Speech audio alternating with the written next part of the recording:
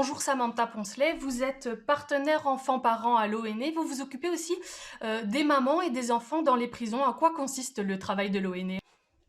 Donc le travail consiste à faire en sorte que l'enfant soit dans les meilleures conditions possibles, les plus semblables possibles à celles de l'extérieur. Donc un enfant grandisse comme un enfant qui n'est pas incarcéré. Enfin, il n'est pas incarcéré l'enfant, mais qui accompagne sa mère en prison, quoi. Que son développement soit le plus harmonieux. Ça veut dire ça crée des Mais ça veut activités? créer des activités, qu'il ait accès à l'extérieur, que sa maman aille le mieux possible pour qu'il aille le mieux possible aussi. Le suivi aussi, des vaccins, le suivi de l'alimentation, exactement comme un suivi à l'extérieur, quoi. Et justement, il peut sortir de la Alors prison? l'enfant peut sortir parce que l'enfant n'est pas incarcéré, donc de toute façon l'enfant peut sortir, mais souvent les mamans n'ont pas de connaissances à l'extérieur ou en tout cas la possibilité que leur enfant sorte. Donc ce qu'on met en place, c'est des crèches pour que l'enfant puisse aller, la journée, en crèche, donc avec d'autres enfants et avoir un développement, le plus harmonieux possible, quoi. Et ça, c'est tous les jours? Vous avez justement besoin de bénévoles. La Croix-Rouge a fait un Donc appel aux bénévoles pour pouvoir faire oui. justement ces accompagnements, ces trajets entre la prison et la crèche. Donc l'idéal, c'est tous les jours. Alors, on n'a pas toujours des bénévoles pour pouvoir assurer tous les jours. Une des 2 crèches nous aide avec une puéricultrice, mais c'est vrai que parfois on manque cruellement de bénévoles, d'autant qu'il en faut 2 par mission. Il en faut 2 pour conduire l'enfant et 2 pour venir rechercher l'enfant. Donc ça Pourquoi? ça mobilise. Pourquoi? Parce que c'est les règles de la Croix-Rouge d'avoir 2 personnes, qui accompagnent l'enfant, quoi. Pour Il se la passe quoi sur ce pour que trajet? C'est-à-dire, vous privilégiez le trajet à pied oui, oui, pour le tout à fait. développement? Ouais, oui, pour que l'enfant voit justement l'extérieur. Parce que s'il est dans une voiture, il n'a pas accès à tout ce qui se passe, dans une rue, les piétons, les cyclistes, les arbres, les animaux, enfin tout ça fait partie de de l'indispensable pour le développement de l'enfant, quoi. Alors, Je force Oui. dites-moi, allez-y. Mais donc voilà, jusqu'à la crèche où là, il rentre dans la crèche et puis le retour, c'est la même chose et c'est vrai que le trajet du retour, moi j'encourage les bénévoles, s'ils ont du temps, à faire des petits détours pour pouvoir aller dans un parc, pour pouvoir, voir la vie, quoi. Le Parce que dans les trajet murs, il y a pas ne tout se ça. limite pas uniquement au trajet Non, tout à fait. Oui, crèche-prison. exact Et au sein oui. même de la prison, comment ça se gère? Comment ça se gère la relation entre la mère et l'enfant? Forcément, l'enfant a besoin de sa maman, mais ça a aussi une influence pour une mère qui est incarcérée d'avoir son enfant au sein même de l'établissement?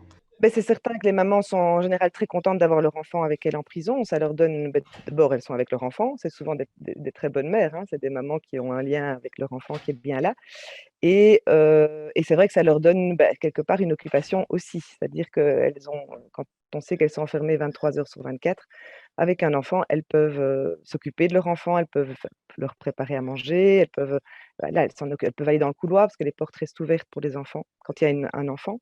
Donc la cellule reste ouverte quand il y a un enfant, évidemment pas dans des à certains moments, elle doit se fermer pour la sécurité, mais donc la mère peut aller dans le couloir avec son enfant, aller au coin jeu avec son enfant, donc effectivement, ça l'anime et elle a un peu sans que ça soit, volontaire, elle a un peu des avantages, quoi, puisque les autres doivent rester dans leur cellule et Et donc comment est constituée justement cette cellule? Elle est réorganisée en fonction de l'enfant? il y a 2 nurseries à Berkendal, donc les nurseries, c'est des cellules prévues pour accueillir une mère avec son enfant, donc c'est des cellules plus grandes qui font plus ou moins 18 carrés, dans lesquelles il y a l'eau chaude et elles ont tout le matériel disponible pour pouvoir, s'occuper de leur enfant. Tout le matériel disponible, ça veut dire chauffe-biberon, matelas allongé, baignoire, voilà, tout ce qu'on considère un lit, tout ce qu'on considère nécessaire pour l'enfant, quoi. Les Ça, c'est légal oui. de garder son enfant en prison, c'est légal jusqu'à 3 ans. Une fois les 3 ans de l'enfant, il se passe quoi? Il est confié à qui? Alors ça dépend, s'il y a de la famille à l'extérieur, il peut être confié à la famille, sinon on va en général vers un placement, donc dans une institution. Mais c'est très, très Et rare, c'est très, très rare qu'il y ait des mamans qui restent aussi longtemps, en prison, une peine de prison aussi longue, mais ça arrive, et effectivement. à ce moment-là, est-ce que le parent, la maman, peut encore avoir un lien avec, son enfant ou c'est coupé net?